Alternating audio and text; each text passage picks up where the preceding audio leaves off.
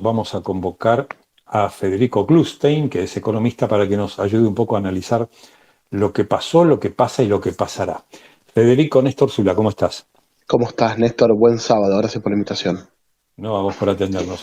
Bueno, ahí estaba viendo que hubo una serie de impactos, ¿sí? Que el gobierno finalmente los usó para la campaña del vocero. Estamos en veda, pero bueno, que la cumplan ellos la veda. Digo, los usó para la campaña del vocero. Habló de la puesta en práctica de un blanqueo, habló de los dólares del colchón, Caputo, eso, bueno, finalmente no ocurrió.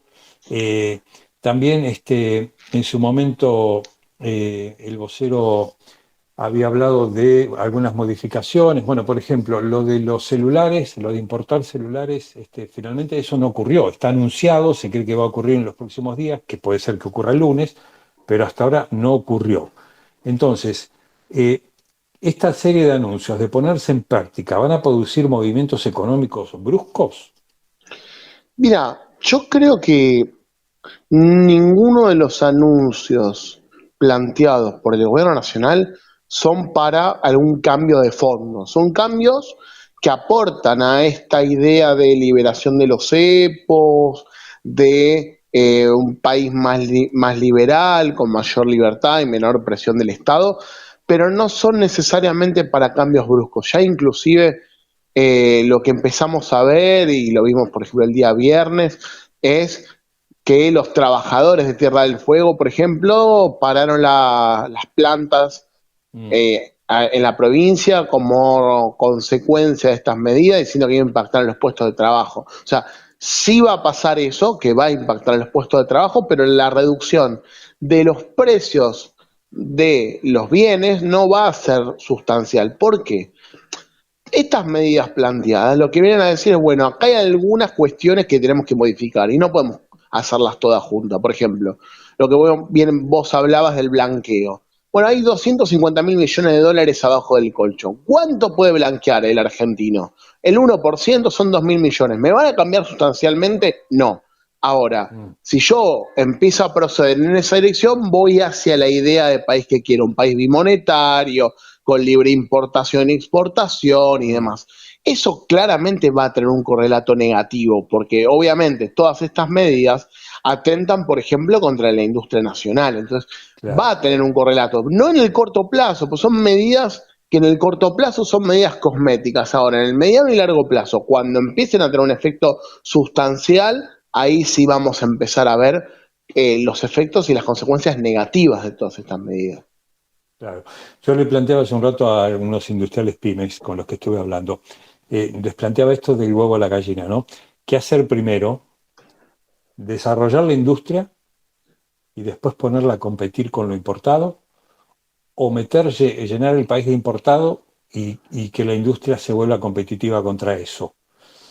Ellos me decían, y yo coincido, primero desarrollar la industria y después ponerla a competir con lo importado. Por lo menos darle 1 o 2 años de plazo para que se desarrolle y después la pongo a competir con lo importado. Si hago al revés, primero traigo importado para que la industria se ponga a competir, bueno, corro el riesgo de destruirla. Sí, coincido con esa precisión, pero también hay algo que es cierto, no hay competencia posible con un mercado como el argentino que está hecho para 48 millones de personas que habitan en nuestro territorio y algún país vecino como Uruguay, Bolivia, Paraguay o Chile en grandes dosis.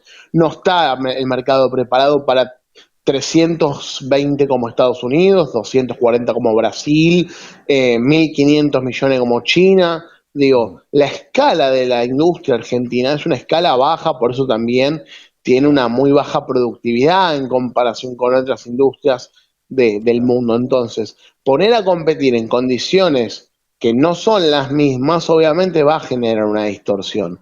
Va a Claro. generar que a pesar de que vos prepares a la industria, jamás va a poder ser igual de competitiva en varias razones. El salario de un industrial es bastante más alto que en los países asiáticos, los costos de logística en la Argentina son altísimos y eso también es responsable Mm, de la elevada estructura de costo agregado que tiene luego de fabricarlo. Un ejemplo claro, por ejemplo, un celular en Tierra del Fuego sale a $700 y llega a Buenos Aires con un precio de 1.800, y gran parte de eso se debe a la logística y a la intermediación. Entonces, por más de que vos bajes algunos impuestos a la industria local y le permitas, de cierta forma, invertir y prepararlo para competir, jamás va a poder competir ante esa diferencia, ante esa heterogeneidad de costos y de escala, que para mí hoy nadie habla de la escala, de que el mercado argentino, digo, por más de que uno quiera, nunca históricamente ocupó el lugar de ser una gran potencia industrial exportadora, y Mm, tampoco creo que lo vaya a ocupar ahora. claro. Ahora, el escenario de hoy es, a ver si es correcto este escenario, es más importación, caída del consumo, deterioro de la producción industrial, caída o estancamiento del salario. Este es el escenario actual. ¿Y cuál es la puerta de salida? Bueno, a ver, yo creo que hoy ya se está dando hace algunos años que el empleo industrial no crece como consecuencia en parte de nuevas tecnologías y mejor, posicionamiento del capital adentro de la industria, y tenemos un mayor sector de servicios, el cual es bastante dispar. Yo lo que creo es que, como bien vos decís, vamos a tener menor producto industrial, por ende menos trabajo en el sector, pero la baja de salarios ya se está dando hoy dentro del sector, porque las paritarias que se están firmando son paritarias a la baja. Por lo tanto, vamos a tener una pauperización del empleo, del salario del empleo en general, y después, cuando ya no tengamos a esos industriales, que son los que tienen un salario más alto, probablemente sea aún mayor. Pero déjame agregarte algo que sí pasó en otra época en la Argentina, que todos conocemos, que es la década del 90, donde gran parte de los industriales, importaban una gran parte de esos bienes, se quedaban con un 10 o un 15% de empleados que tenían sueldos altos en comparación con otras ramas, con otros rubros, pero luego el 85 o el 90% de los empleados que se iban necesariamente iban a un empleo de menor salario, un empleo de servicios, donde eran tacheros, mozos, empleados de calle en general, que obviamente el salario suele ser hasta la mitad de bajo. Entonces, hay un empobrecimiento general de la población si se llega a dar toda esa ruta. Lo que sí creo yo, como para redondearte la idea de la industria, de lo que vamos a empezar a ver, donde más se va a ver probablemente si hay grandes cambios son en la automotriz, en la textil y en todo lo que tiene que ver con, plásticos e inyectables de plásticos, que son industrias muy utilizadas en la Argentina, pero que en China se hace todo mucho más barato, y obviamente eso va a tener una repercusión casi inmediata. Claro, claro, claro, claro, claro. Ahora, el gobierno salió del cepo, y la inflación no se le escapó. Estuvo en menos del 3% en el mes de abril. ¿Esto qué es? ¿Es solo un éxito financiero o es un éxito económico? ¿Se traduce en éxito económico o es solo una cuestión financiera? No, es un éxito económico.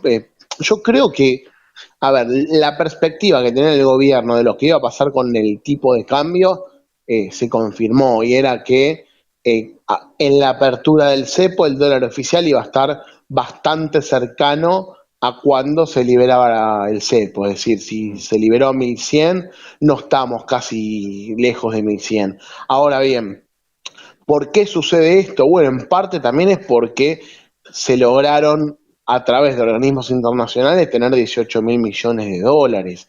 Sin ese endeudamiento extra que tuvo el gobierno, claramente no se podía conseguir esta situación. Entonces, Ujú. el éxito económico es, bueno, no hubo un salto inflacionario, no hubo un salto cambiario. Ahora, en términos financieros, hay un mayor endeudamiento, hay un endeudamiento con los organismos internacionales como el Fondo Monetario Internacional, que te reclama para el año que viene una cifra de 28.000 millones de dólares, y yo ahí quiero ver cuál va a ser la respuesta del gobierno en un año no electoral para poder acumular 28.000 millones de reservas. ¿Qué va a hacer? Claro, ¿Va a claro. endeudarse más? ¿Va a Y, intervenir en el claro, mercado? Digo, ¿cuál va a ser la respuesta del gobierno? Y a mí eso es lo que más me asusta, que este año va a ser un año de sí, teórico éxito económico, donde vamos a ver sí. superávit fiscal, superávit financiero, superávit comercial, y el año que viene, bueno, vamos a tener Ahora, complejidades. 28.000 millones de dólares hay que pagar el año que viene.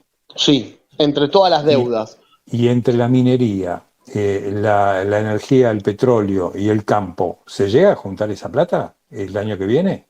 Se llega, pero, a ver, con este modelo de banda cambiaria que estamos viviendo, el gobierno no está incorporando dólares a sus reservas.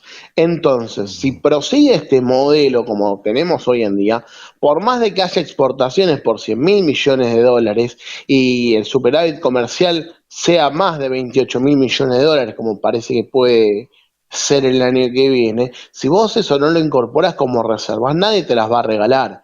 Entonces, Claro, más allá de que vos tengas un éxito comercial externo, tenés que generar el mecanismo para que ingrese a las arcas del Banco Central y del Tesoro y ahí se pueda pagar la deuda externa. Si no, claro, va a ser muy complicado. claro, claro, claro, claro. Bueno, Federico Glustein, economista, muchas gracias por estas explicaciones y buen fin de semana. Gracias a vos, Néstor, como siempre, por la invitación. Buen sábado y buen fin de semana para todos. Muchas gracias, muchas gracias.